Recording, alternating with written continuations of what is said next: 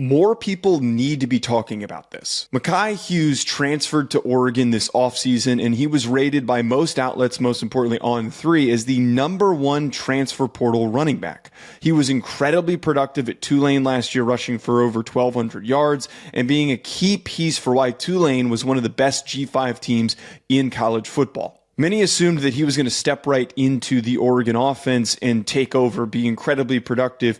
But this past week against Penn State, which was a huge win for the Ducks, he didn't even travel. And it was announced this week that Hughes would be sitting out the rest of the college football season and redshirting in order to preserve his eligibility. This has now created a debate for if it's really worth small school guys transferring to big programs. And I think it's not that simple. I see a lot of people right now on social media just projecting, this is why you don't leave. Just because you get a big contract offered to you for NIL, you shouldn't just jump in the transfer portal. Mai Hughes did the right thing. He saw an opportunity to go play for a big program, to live his dream of playing for a team like Oregon, and to be on the national scale where everybody's talking about him as a piece for a national championship caliber team.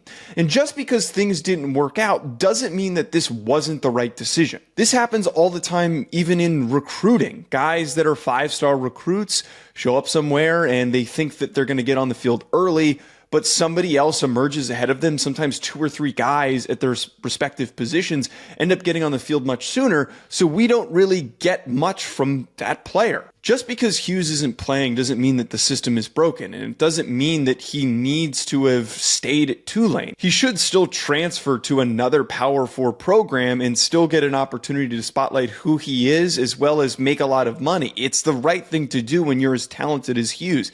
He, again, can't help the fact that he showed up at Oregon and he just didn't fit what they were looking for.